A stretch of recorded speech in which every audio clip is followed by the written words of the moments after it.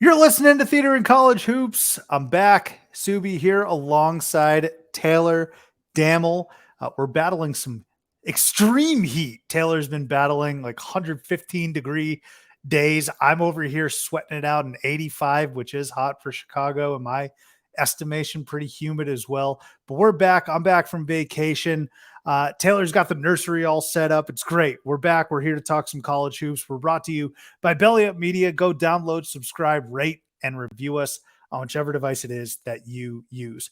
Your college hooper of the day, Leon Powe. I had to go with a California Bear, also a great Boston Celtic, because that combination struck it rich today. Jaylen Brown signing the richest contract in NBA history. We'll talk a little bit about that, I'm sure. But Leon Powe, in honor of JB, a former Cal Bear who's now a current Celtic, Leon Powe is your college hooper of the day. Check out the website at theaterincollegehoops.com and make sure to follow me at CBB Theater to find out where the theat is. You should also follow Taylor at Taylor Dammel. Let's open the curtains. All right, TD, last weekend here in July, huge sports day, if you can believe it. Jim Harbaugh, I'm just going as I remember it. Jim Harbaugh apparently is suspended for the first 4 games of Michigan's season. Jaylen Brown got extended. Bronny apparently collapsed. I think he's doing better. He's stable. Wishing him a full and speedy recovery. But Taylor, it just seemed like the news kept coming in. If you're into hockey, Patrice Bergeron retired.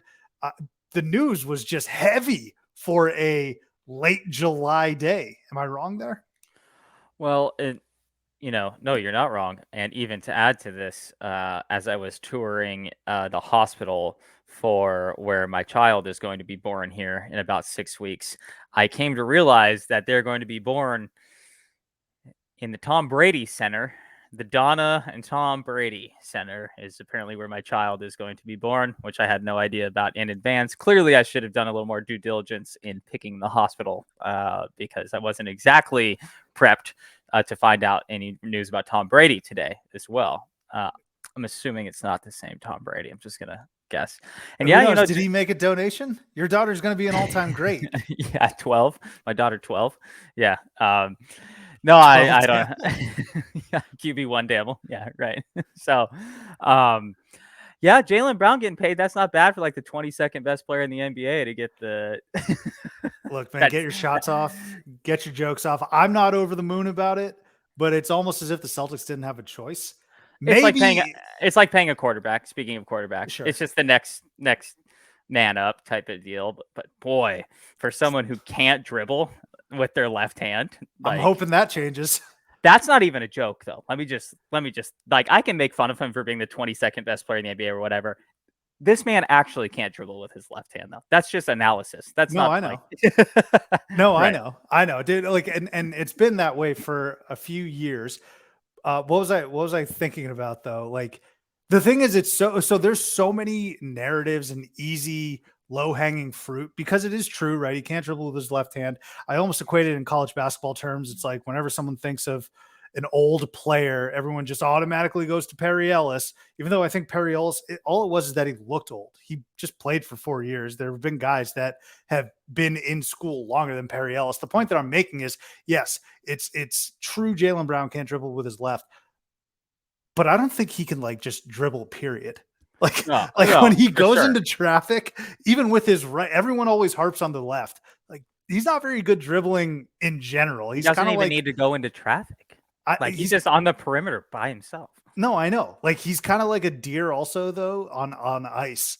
And I'm like, Jaylen, you're such a freak athlete. I kind of wish you'd just take your turnaround, pull up Jay. But hey, the man got paid. I ain't going to fight him on that. And I'm happy for him. You know, a guy like Jaylen Brown, did we discuss this? I feel like we discussed this in previous times, but kind of me of like almost like an Andre Roberson situation from Colorado, where this dude played like the 4 in college and sometimes slid to the 5, and then like in the NBA he was a 2, and then kind of Jaylen Brown was kind of the same way in college. He kind of played like a hybrid stretch 4. In that team, Do you remember that team? Was that on this podcast a couple of weeks ago? We talked about this, or was this a side conversation? I can't even It remember. had to have been a side conversation because I cannot imagine the 2014 Cal Bears came up here 2020, recently. 2015. But let me just talk to you about how good of a coach Quanzo Martin is. Okay. This team had 11 losses. Okay. I mean, that's not bad. That's like bubble. Jaylen Brown, Ivan Rabb, Jabari Bird, Tyrone Smoochie Wallace, Jordan Matthews, Cameron Rooks, Kingsley Okoro. That team had 11 losses. Like 5 NBA players on that team. And that team just got smoked like to end the year against Hawaii. Were they all freshmen? Like JB was obviously a freshman. Tyrone Wallace was a senior. Jabari Bird was a junior. Jordan Matthews was really good. Yeah, I remember Jordan Matthews. Junior. Now Ivan Rabb and Jaylen Brown were both freshmen, but they were like the number 1 and 3 players in the country. Isn't that crazy, by the way? Just real quick, the career trajectory of Jaylen Brown and Ivan Rabb. Ivan Rabb was, I feel like, more of a can't miss than JB. Oh, he was the recruit of that class, and everyone was kind of not shocked because I know Arizona was in on him pretty heavy. I think it came down to Arizona and Cal as the last two in his recruitment, and the guy just did nothing after. I mean, he had a good college career, I guess, but to come in as arguably the number 1 recruit in the country. And Jaylen Brown, it's not surprising that he's really good in the NBA. To me, again, it's just surprising what his role is a little bit. Like if you would have told me in 2015-16 that Jaylen Brown was going to be like a starting 2-guard ball handler would you say he's a starting 2-guard? I mean, he's kind of a starting wing, I guess would be the way to put it. Yeah, he's not a guard necessarily, but you know what I'm getting at. Like a guy that, yeah. So, because that wasn't really his role in college. Obviously, skill sets changed and stuff like that. I understand that, but yeah, he's not exactly playing the exact role I would think that he would have if you would have told me this like 6-7 years ago. Well, it is funny. Obviously, we look at college, and I talk to a lot of folks that we have on the pod, right? And I asked them, players, former players, I said, there's obviously a transition period, right? There's that leap between high school and college, and then college into wherever you're playing in the pros, whether it be the NBA, G League, or overseas. But it is funny, Taylor, when you look at some of these rosters in college, majority of the time you're like, yeah, they're all pretty similar. But when you have a guy like Jaylen Brown, who is not only a lottery pick, but like a top 3 pick, and then you have these other guys. Sure, Ivan Rabb was highly touted, but Cal had a really good team, of course. But then there's like lottery pick Jaylen Brown. There's lottery pick Zion Williamson. I feel like you can put those guys literally anywhere on a college basketball court, and they're going to flourish. It's almost as if the coach is like, look, it's not necessarily positionless basketball. It's JB, you are the best player in the entire game right now, probably. Can you do what a 4 or 5 does? And then, of course, once you get to the NBA, people are like, there's much better players than Jaylen Brown. But at that point, like there's so many levels within college basketball. It's college basketball versus high school, college basketball versus the pros. And then within college basketball, you versus your team, like the last person on the bench, you versus the 6th man, you versus like another starter, right? Like DeJuan Harris and Christian Brown. DeJuan Harris, I don't know if he's going to carve out an NBA career. Knock on wood, I hope he does. I don't know if Jalen Wilson will. Christian Brown is probably going to get paid here in a couple of years. And they were all part of the same starting lineup, right? So it's just crazy to think about. Yeah, and if you look at like, college prospects are always interesting, right? So Jaylen Brown only scored more than 20 points 6 or 7 times that year, which isn't in college basketball. That's nothing to scoff at by any means. It was against Richmond, a Colorado team that was awful, Oregon State, like Sam Houston State. Against Arizona, for example, he scored 15 and 5 points in the 2 games he played against Arizona. So I guess what I'm getting at is, to me, it wasn't like, oh shit, like when you watched Anthony Davis in college, you were like, okay, this guy's gonna like this guy's really good, but like I never got when it came to Jaylen Brown in college, I was kind of like, oh, like, yeah, he's gonna be really good. He's gonna be good, but it wasn't like, oh my God, this guy's gonna be at one point. I know that there's a lot of factors that go into it, but I never would have been like, that guy's gonna get paid the most money in any singular contract in NBA history. I know a lot of it has to do more than anything else with just the cadence of the contracts, but yeah, not a lot about his freshman year, despite the fact that it was very good, was like, oh yeah, highest paid player in all of professional basketball. I don't know if I would have said that. It's crazy. Yeah, I agree. And you're right. It is all about timing. But I think the better phrasing is, would you have thought that Jaylen Brown would be in a position to get this, right? Like, I don't even think people thought that. And he got booed on draft night. But again, from a personal standpoint, shit, good for Jaylen Brown. He may not be able to dribble. He's in a tough city where people are going to critique him quite a bit, especially now. Dude, the second he commits that first turnover of next year, it's like, we're paying $300 million guaranteed for this. That's coming. But from getting booed on draft night to signing the richest deal in NBA history, whew, good for JB. So let me ask you this, because I always have this fear, or not fear, but trepidation when it comes to this type of situation where you have to pay the guy. And you and I have talked about this our entire friendship, a lot of times with football, but oftentimes in basketball too, where a team gets stuck. We talked about this kind of when the Celtics lost earlier this year too. I won't say to who, but They've lost 2 in the last 3 years. But are you fearful at all that like what Brown and Tatum have done together are they maxed out? And now that they're going to be both making at some point they're going to be $120 million of the salary cap, just those two guys, right?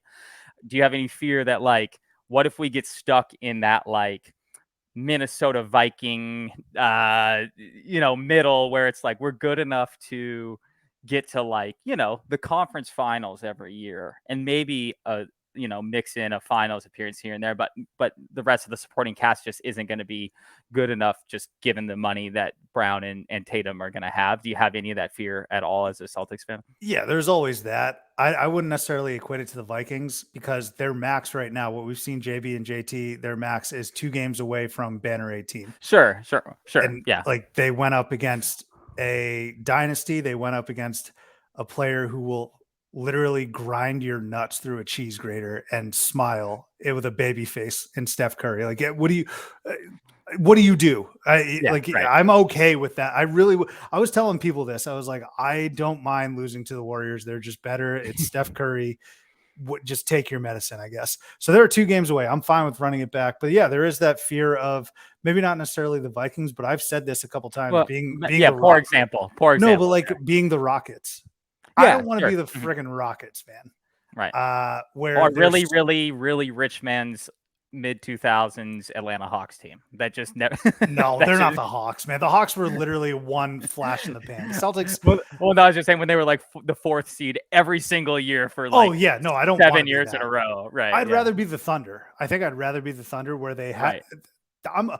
I don't want to be the Thunder, but that's kind of what they are. The Thunder lost in 5 in the NBA Finals. They tried it and it just didn't work, but now they're fun as hell. They sucked for a few years. And, when you're going to suck, that's actually decent. But if you have exciting young players like SGA, like Chet, like both sets, a set of Jalen Williamses is what I'm trying to say. Josh Giddey, man, and Dagno's a really good coach. I might just be a Thunder fan. Honestly, if it doesn't work out with the Celtics, I'm going to be a Thunder fan. It'll be just in time for their ascent because they're going to be nasty. But there is that trepidation. So, and I guess not to continue this NBA talk too far, but it did just remind me of what did you think about what Austin Rivers had to say this week about people getting maxed out and then requesting trades? Not that that's what Jaylen Brown is attempting to do in this situation, but I am afraid that like maybe not JB, but JT. And he's going to get maxed out next year, but I will bend over backwards for that, man. He tells me to jump. I say how high, ask me to walk on water. Can I get my socks wet? All that stuff. So I want to do everything in my power to keep 0 in Boston. But Austin Rivers, shut the hell up, man. Please. Enough. Like life does not have to be black and white, Taylor. For me, like what they're doing with Damian Lillard, I have no issues with Damian Lillard saying, I want out. I want to go to Miami. These are my demands. I've done everything for this franchise. Cool. I also don't mind the Blazers being like, well, Damian, we have ourselves to look out for. All right. So I am perfectly fine if both parties are understanding that they got to do what's best for themselves. I got no issues with players, trying to force their way to certain destinations. Do you? No, I mean, it's just like the Aaron Rodgers, Green Bay Packers thing in a way, too. Just kind of stuck in. The problem is that everyone wants everything to happen overnight. Well, the NBA Right. season doesn't start for 3 more months. Like, it doesn't matter if this happens today or in 2.5 months. It really doesn't, because the rosters are pretty much what they're going to be. Portland wasn't going to go out and sign some free agent to backfill Lillard's contract. I mean, and the Heat aren't going to do anything, whether it's with or without, any much different with their roster, whether it's with Dame or without. So no, I mean, everyone always wants things to happen like right away, and there really doesn't.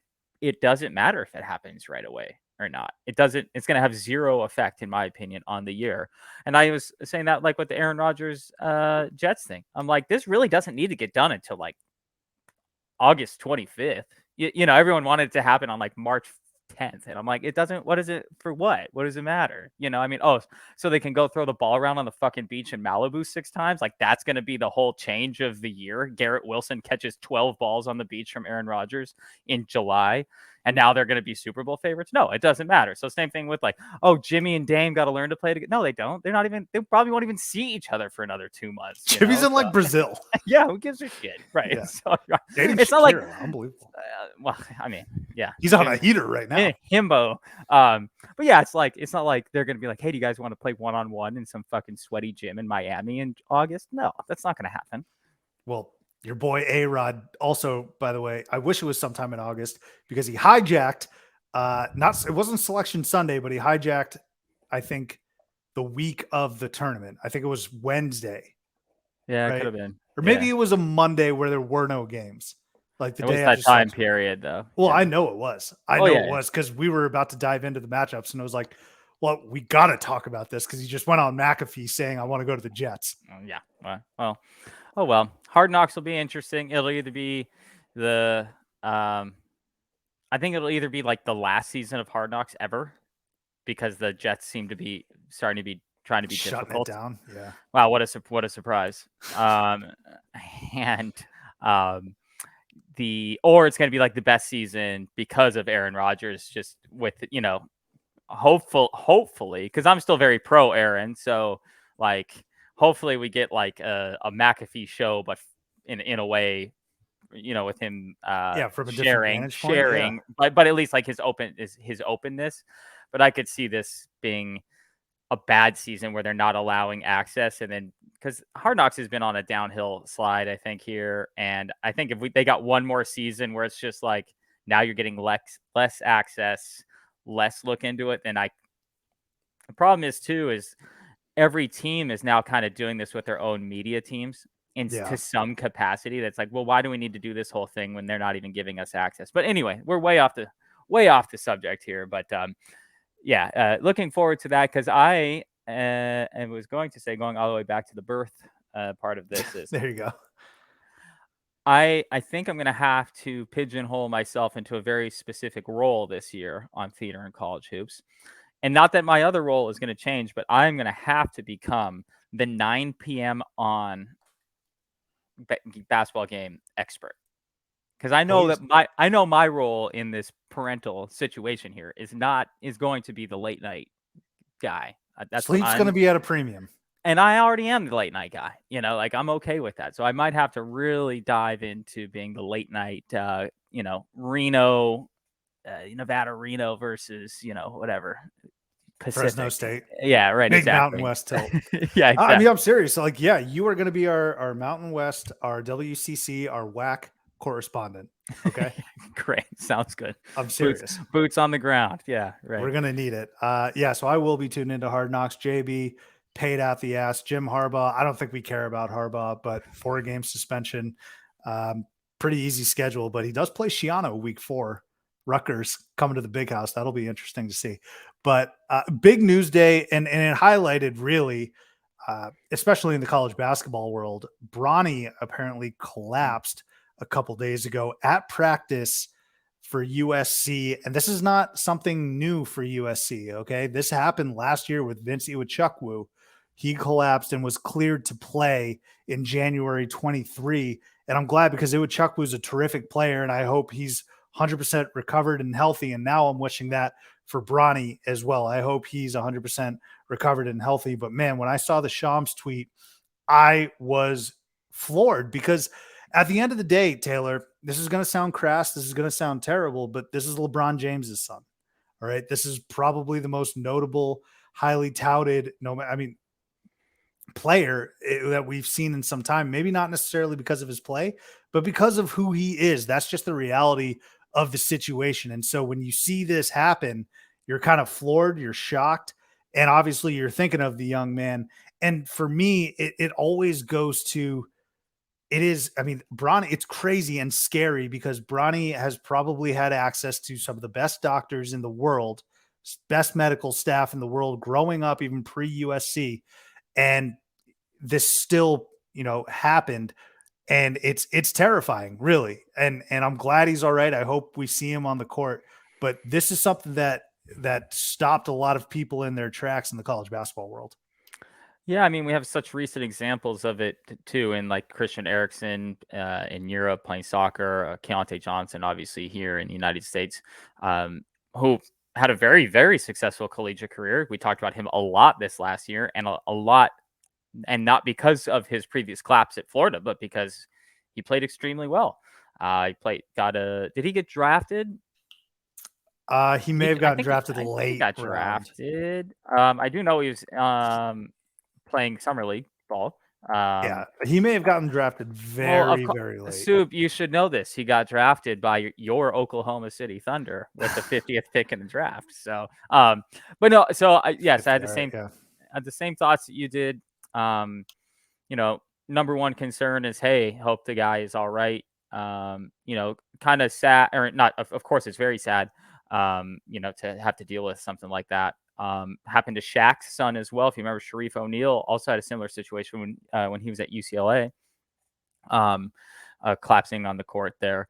And it does go to show you, though, how prepared, like you said, schools are nowadays for this, and the proactive nature of athletics at this high of level, where there's probably very little safer places to be in the world than on a basketball court of a D1 college, because you're just so much medical attention is right there. Same with an NBA court, same with any of these situations.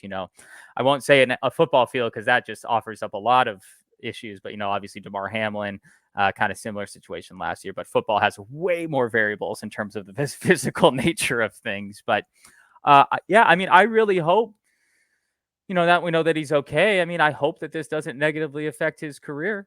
And as much as we, want to nitpick LeBron from time to time, and whether, people hate him or love him or whatever, watching LeBron play with his son potentially in the NBA, whether you like LeBron or not, is kind of like a once in a lifetime thing to witness, really, and that would be a super sad thing to miss out on, I think. No, I totally agree. And I think when we were coming up watching sports, we were old enough, but not experienced or knowledgeable enough to realize how cool it was. I don't think, at least personally, that we saw Ken Griffey play with his dad. That would be for us. Like if we saw Bronny and LeBron, that would be what the older generation who saw Griffey and junior and senior play together. That's kind of my parallel there. And you're right. Selfishly, I do want to see Bronny play at USC, but again, that's from a selfish standpoint. He needs to look out for his long-term career because he is going to go to the NBA. This isn't just a nepotism thing. He's projected, I think, a top 15 pick, certainly a first rounder. And so you got to keep that in mind. You have to be cognizant of that. And I do think that LeBron is hands-on enough where he's going to talk to Andy Enfield, talk to the USC coaching staff. And I know people have their opinions about LeBron and how they speculate who he is off the court and how he behaves. But I do think LeBron has done such a great job fathering his children and giving them enough space and raising them in this environment of being LeBron James's kid, where he's going to let the USC athletic medical staff tell him what's best. Andy Enfield what's best. Talk to his son about what's best, and then come to a conclusion about how they want to move forward with this. It very well could be a Vincey with Chuck Wu situation where we see him literally next year in the calendar year, and that'll be one of the most highly anticipated debuts. But wishing him a speedy recovery, and again, you hope this doesn't mess with his long-term prospects. That would be, and again, just health wise, I hope this is like a one-time thing and he's completely in the clear moving forward. Yeah, like you said, obviously I want to see him play at USC too, but if he doesn't and only plays 8 games and treats those 8 games as an NBA tryout type of thing, then I'm okay with that. I think I push back a little bit on the one and done, every player empowerment movement, all that type of stuff. But like you said, at the same time, if you are going to recruit Bronny James, you do have to know that you're recruiting Bronny James. So you kind of are giving up a lot of your power. And in this situation, I wouldn't blame it if LeBron, which again, if you're LeBron and you're a billionaire, best NBA player of all time, arguably, whatever, you have to be involved to the maximum amount that you can be in this situation. Like normal parents would be, let alone if you were billionaire LeBron James, right? So I think he's well within his rights to do whatever. Nobody has better access to medical, or anything than LeBron James does. So if he wants to say, yeah, just come rehab with the Lakers instead, then I don't think anyone's gonna be like, yeah, what a shitty dad, LeBron. That's what you should do for your son. LeBron legit might be like, yo, Gary Vitti, hop down to USC's campus. Right. I'll pay your salary, dog. Yeah, right. Exactly. Yeah. Which he should do. So really, as much as I'd like to see USC with Bronny, I'd still rather see him make it to the NBA, have that LeBron, father-son situation happening, because that would just be a pretty notable thing. And then, it kind of goes without saying that his health is, even if he never plays basketball again, as long as he still lives a long and healthy life, that's really what we're going for here. So, yeah.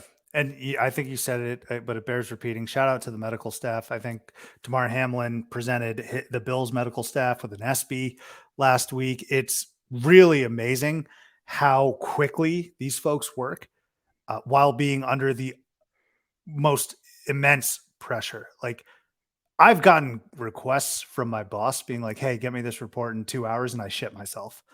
A report in 2 hours. Right. These guys, I'm just numbers on a numbers, paper. Nonsense. Literally not a life or death situation.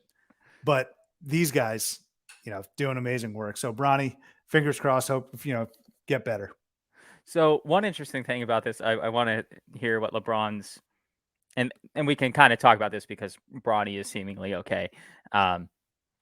LeBron's Kylian Mbappe tweet came out what would have ended up being after when Bronny had his cardiac arrest, because apparently he had cardiac arrest at like 8 a.m. Huh. That tweet came out at like 9:30 a.m. And well, first of all, someone's got to take LeBron's phone, man. Well, it could be just his people. Maybe LeBron's probably not actually tweeting every single thing on his account. You don't right? think so? I don't know. Some of them line up with how LeBron talks. In my opinion. Oh well, I'm sure. I'm not saying that, but they're all are also scheduled tweets, right? Like, yeah, you don't see. There's a reason that like celebrities tweet when they tweet, especially sports stars. It's like, okay, so when does Skip or whoever the hell is on that show now? Fake it. Us. Yeah, should be us. It's at 10 a.m. So when does LeBron tweet this shit out? 9 a.m. Well, that's not coincidence, generally. So I wonder if it was a scheduled tweet, but it'd be interesting if he has anything to say about that, because we obviously don't know how major of a situation this was, so we don't want to speculate on that. But I hope that it shows how non-major of a situation it was that LeBron was talking about facetiously going to play in Saudi Arabia like an hour and a half after his son just had went into cardiac arrest on a basketball court. I can't imagine LeBron finds himself in too many places where there isn't good Wi-Fi or good service, but maybe he was in a place where there was bad service, found out about Mbappe, tweeted it, the tweet didn't go out, or the X didn't go out. And then a couple hours later, once he finally receives service, the X goes through, the tweet goes through. So I don't know. That's all speculation, but it is funny not the Bronny thing, but it is funny talking about the figures and the numbers and the salaries. We got Mbappe nearing $1 billion. Jaylen Brown is at 300 million. And then we got Saquon Barkley, who's getting the shit beaten out of him. His brains are scrambled. And he's like, I'll sign a 1 year, $11 million deal. Mbappe's just looking down on them like, what do you want for dinner? Do you want this entire establishment? Do you want this town? Do you want me to buy all the cars parked on the street? Happy to do it for you. Meanwhile, we got Saquon, who's like risking life and limb, literally, and getting 11 million. These poor running backs, I, it's baffling to me that they didn't see this coming. This has been coming for a long time. And so I just kind of thought it was funny that they all got together on a Zoom call this week. And it was like, why aren't they paying us? Well, it's like, well, what are you guys bitching about each other on Zoom going to do to change? Hey, we're not going to play. Okay. Like a union. No, like, so that actually, Taylor, that goes back to your point about like player empowerment and what Austin Rivers said. It's like, I get where the running backs are coming. You got to do something if you're upset about it. But at the same time, it's like, dog, running backs, not that, like, I can plug and play Isaiah Pacheco, win a Super Bowl. Yeah, I don't need Clyde Edwards-Helaire. Well, so that's that. We had this discussion in one of my group chats this week.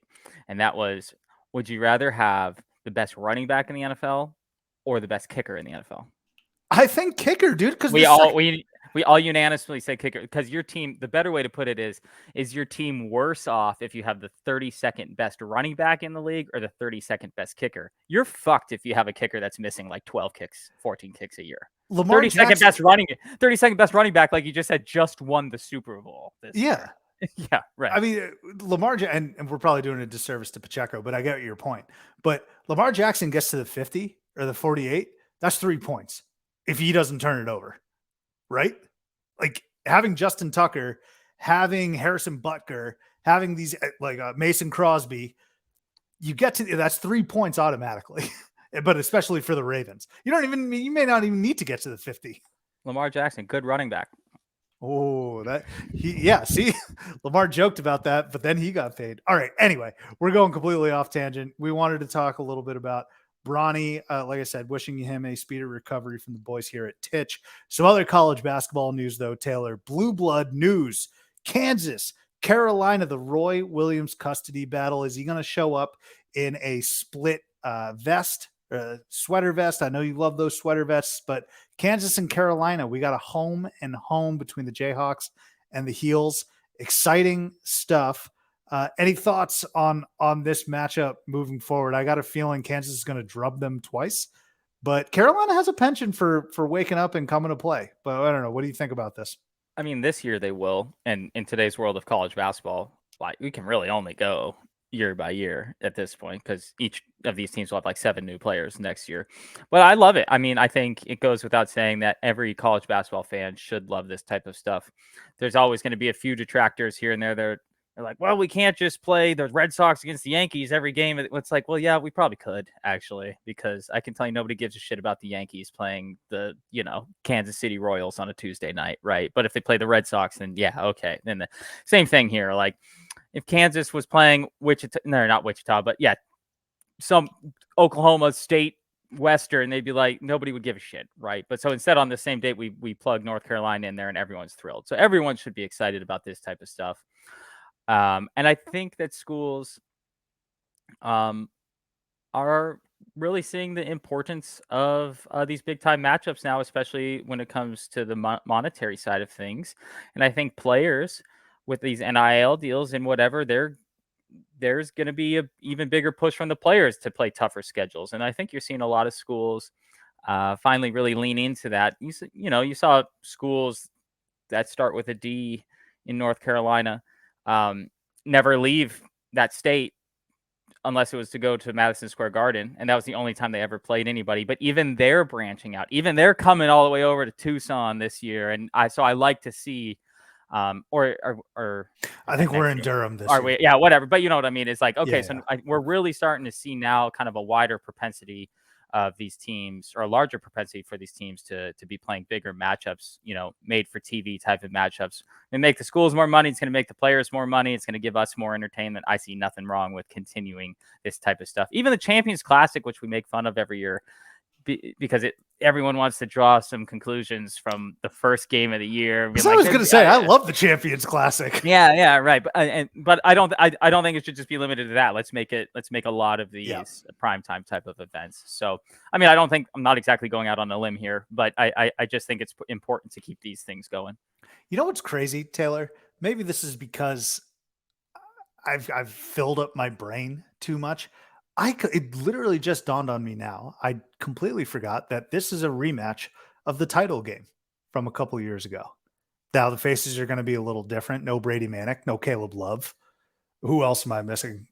Baycott won't be there for the next year's, I don't think.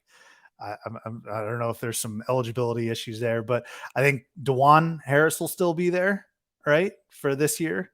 But a lot. I mean, obviously the coach is on the sideline. Oh, but dude, I didn't even realize this. The series doesn't even start till 2024. I thought it started I thought it started this year. November 8th, 24. We're not in the details. We're not into the details. And then their return game is November 14th, 25. So yeah, is that where's it first starting? It's starting in Lawrence. Starting in Lawrence. Okay. Yeah. So yeah, who knows? Maybe that will be more of a competitive game because, like you said, there's going to be so much turnover. But hey, last year at this time, North Carolina was the #1 team in the country, and and look how that turned out. We're going to talk a little bit about the Maui Invitational here in a second. I saw a tweet. Someone was like, "There's a serious thank you. There's a serious possibility." By the way, hang on. So this is going to be like calling I don't know, long-term names. I'm just not going to use it. Like just today, actually, here's a perfect example.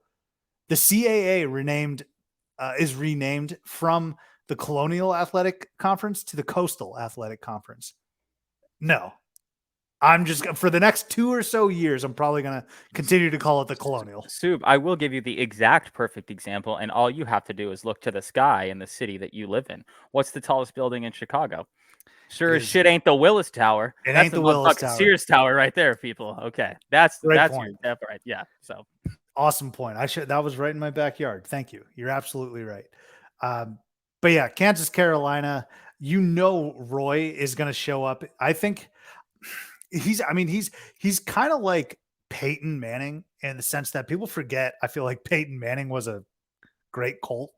People don't forget that, but Peyton Manning's always at Denver sporting events. Peyton Manning's at Broncos games. He was courtside at the Nuggets series in the NBA Finals. I don't ever see him in Indy, ever. All right. Do we ever see Roy Williams? Now, look, Roy Williams is a few years removed from Carolina. He put in his latest and greatest years there. But Roy Williams has roots at Kansas too. Like, do we expect to see Roy going to both Lawrence and the Dean Dome? And I think Peyton's a part owner of the Broncos too, isn't he? Or something? Is he? Like I have no clue. Yeah, I'm not sure. I just feel like he's got way more of a connection with Denver than he does Indy. Is that the same with Roy and Chapel Hill versus Lawrence? Well, let's see. I'll tell you why. Because Roy's replacement in Kansas was better than him. That's fair. And that's fair.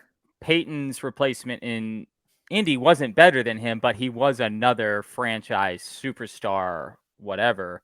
And the Broncos have had nobody at quarterback. You talking about Curtis Painter and Jim Sorgi? Still don't have anybody at quarterback. But Trevor Siemian, yeah. Jim Sorgi.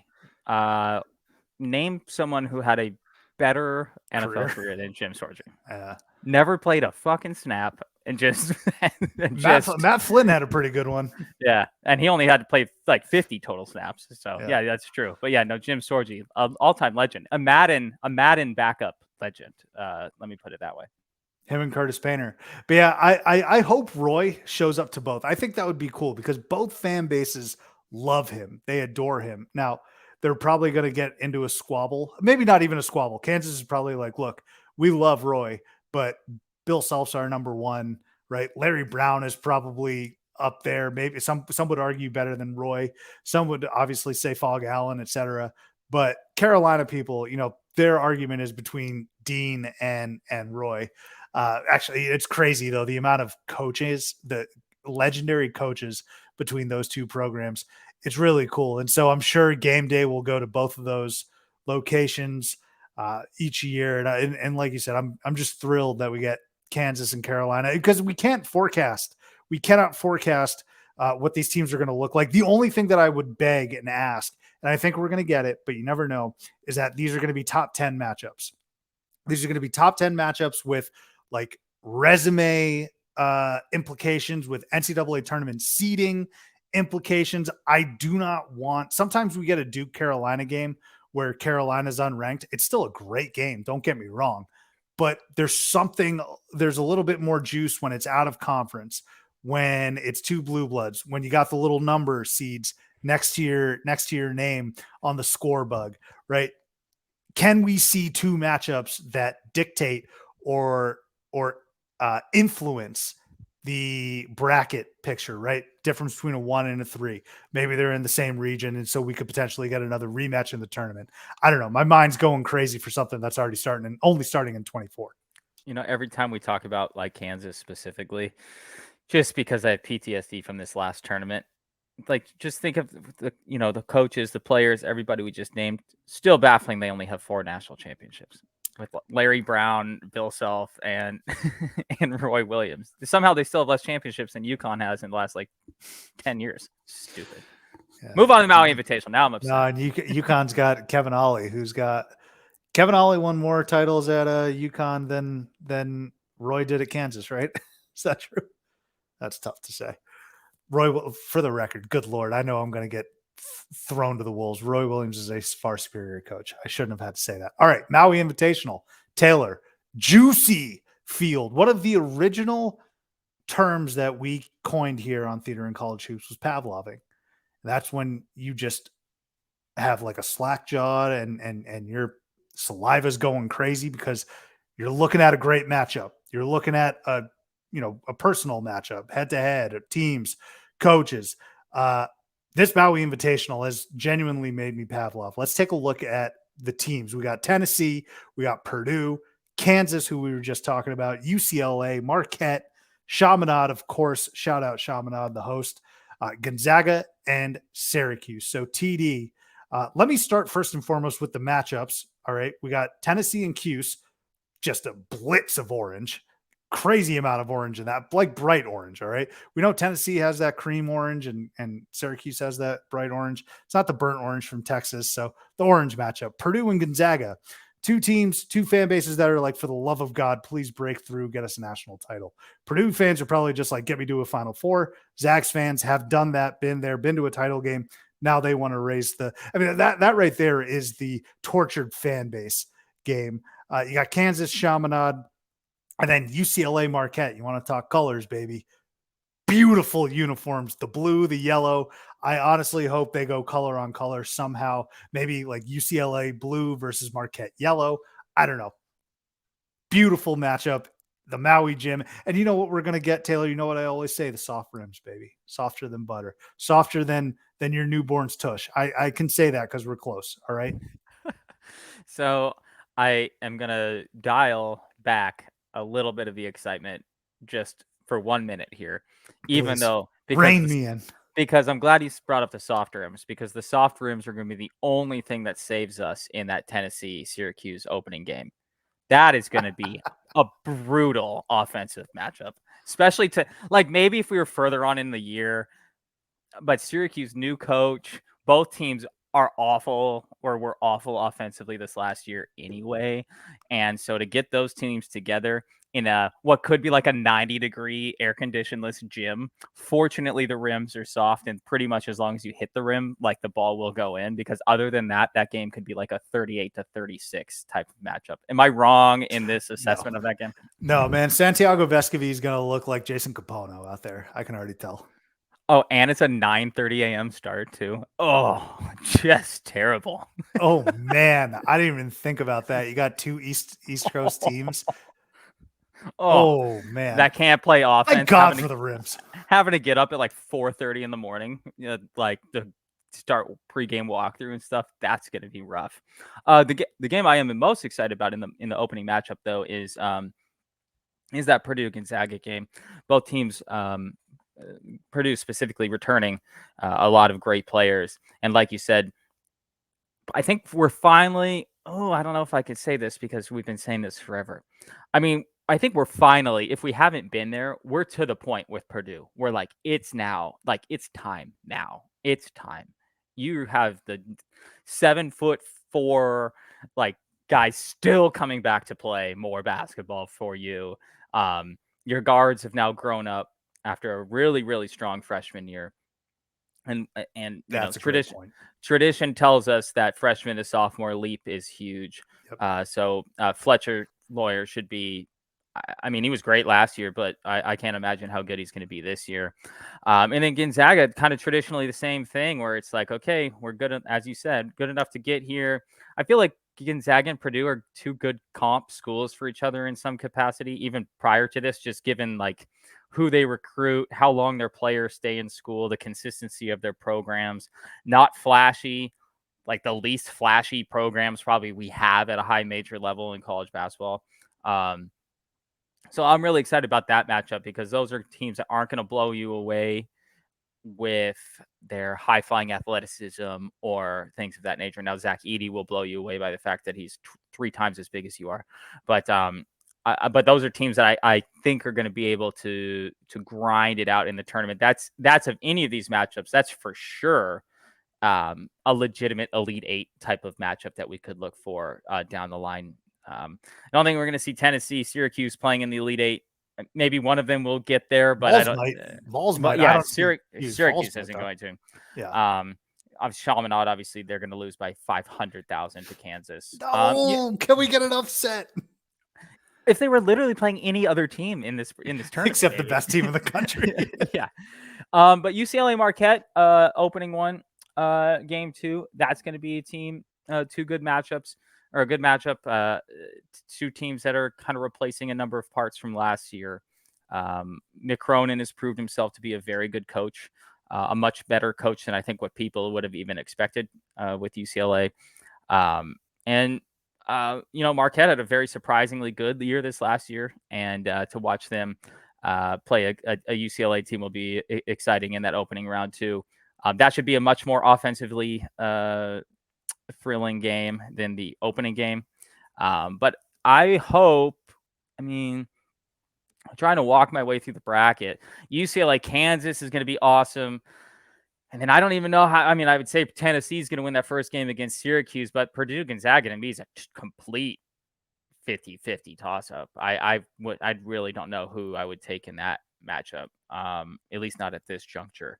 So, I think if we could get maybe a Gonzaga Kansas, a Gonzaga UCLA, another rematch of a previous Final Four game in recent times here, that would be a good one.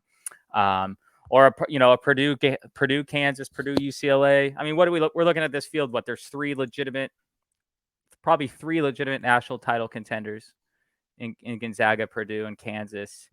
UCLA is probably right behind that, and Tennessee is probably right behind that. Is that an accurate assumption, would you say? I think you're sleeping on Tennessee, man. I really do. Now, they have some offensive woes, but Zakai Ziegler's back, Vescovi's back. But are they better than Gonzaga, Purdue, and Kansas? Though is all they might be better than Gonzaga. Okay. They're not better than Purdue or Kansas. No, right, okay. But they might be better than Gonzaga. And I'll tell you what, Gonzaga, Mark Few, they've done a really good job since the final buzzer sounded in Houston when UConn was coronated. I think everyone was like, Zags are cooked. People are leaving. Julian Strawther going to the draft. Drew Timmy's gone. Blah, blah, blah. I want to see in that game, I want to see how Graham Ike, everyone's going to have their eyes on Zach Edey. I got enough eyes on Zach Edey for the past couple of years. I know how dominant he is. I want to see what Graham Ike does in a big stage against a national player of the year like Zach Edey. For a lot of these players, this is, the Maui Invitational, let's call it what it is one of the premier early season tournaments, right? You got the Champions Classic, you got the Maui Invitational. I love the Maui the most. And so Syracuse, Red Autry, first time head coach, and those players, I feel like Syracuse has not been in a big time tournament that we give a damn about in quite some time. So we'll see how they respond against a Tennessee team that has been in some of these tournaments recently and has had those expectations. But I'm curious to see how Graham Ike adjusts and how he plays, and especially coming off of injury. So that's going to be intriguing. And then UCLA Marquette. I'm not sleeping on Marquette. I actually think Marquette's a better team than UCLA. Yeah, and honestly, I'm underselling Marquette, to be honest with you. I am definitely underselling Tennessee, but I am underselling Marquette as well. So, but continue on. Sorry. No, I'm with you. I'm with you. And so, like, I don't think Golden Eagles fans thought that Omax Prosper was going to be so good that he would end up being a first round pick. They were probably like, dude, pull it back just a little bit so you can come back and play with Tyler Kolek and the rest of the gang that won the Big East. But I do think that's going to be a great matchup because, like you had alluded to, Mick Cronin's always going to be a great coach. But Adem Bona, really good player. They got some European player coming in. Does UCLA, who's going to be a difference maker? I think Rothstein was tweeting about him, so he's going to be good, I'm sure. But this field is just so much fun. And then you mentioned all those matchups, Taylor. What about Purdue, Tennessee? Do you remember a couple of years ago? I believe the Shark was in the building in Louisville. How could I forget? Ryan Klein just stuck a dagger. What is Ryan Klein up to? We got to get him on the pod. I don't know. I mean, that the Shark is going to be shaking just from his just PTSD of that being in that game specifically, or at that game specifically. I would imagine he'll be trembling at that thought. But you know what I like about Maui specifically, though, is it's kind of the last remaining of the traditionally great preseason tournaments. Now the NIT, the NIT has always been at MSG, so that maintains.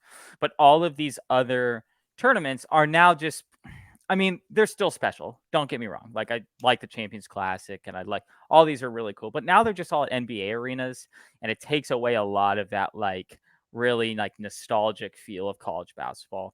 And I'm not just saying this as an Alaskan, but the Great Alaska Shootout used to be the tournament back in the day. It was Maui and Alaska, and you would have a national title winner from that tournament, either of those two tournaments, pretty much every year. I remember in the late 80s, I think actually when I was born, so in 1989, my parents used to always go down to the Great Alaska Shootout. So I went to my first college basketball tournament the year I was born in '89, and the teams in that tournament were, I think Syracuse was the number one team in the country. It was Duke. It was Arkansas at the start of their like run and gun, 40 feet of hell. Yeah, excuse me. Yeah, not yeah. Arizona was the fifth best team in the tournament, is what I remember. And they were ranked 8th in the country that year. And so, and you're like, holy shit, you know, and those, I feel like we got away from that for like a decade of like some really, really strong college basketball tournaments in the preseason.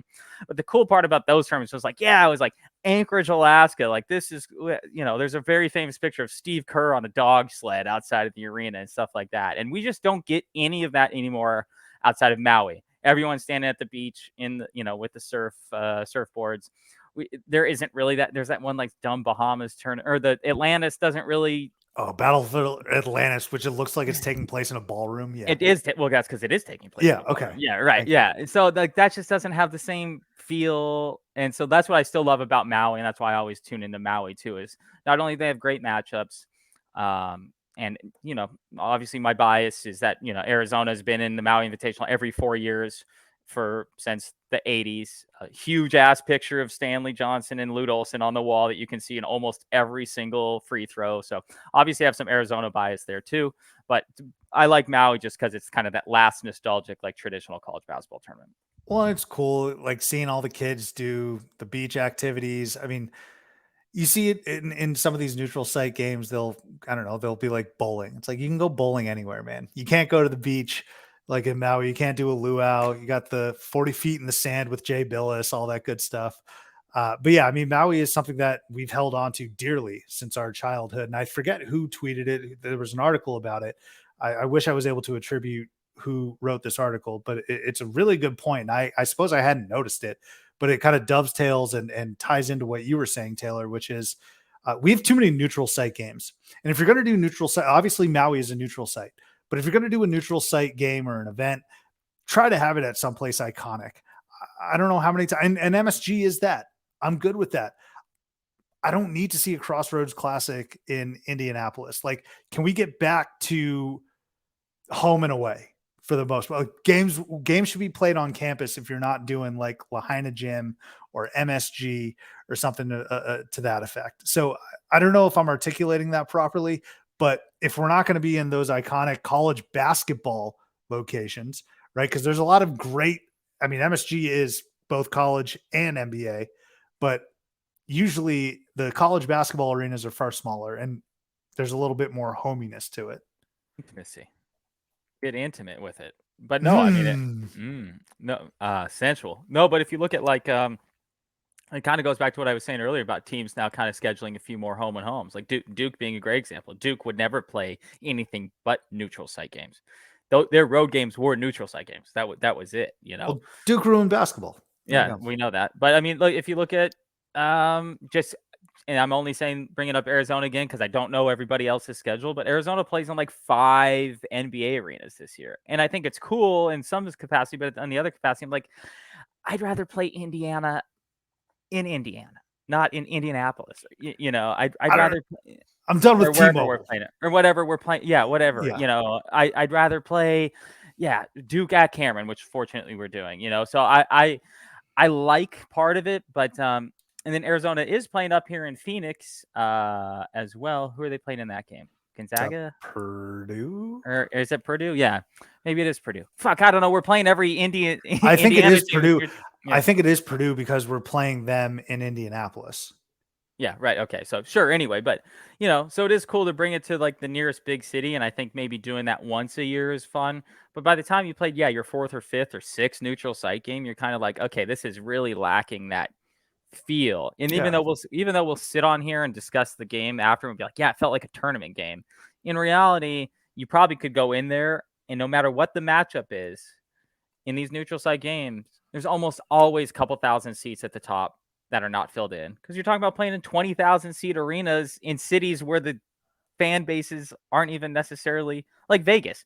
Like Vegas, everyone loves Vegas, but 20,000 people aren't going to an Arizona Indiana game in Vegas. Like it's just in December. It's just not going to happen, you know. So yeah, give me McHale, give me Assembly Hall, give me Cameron, give me the home and homes versus all this neutral site stuff.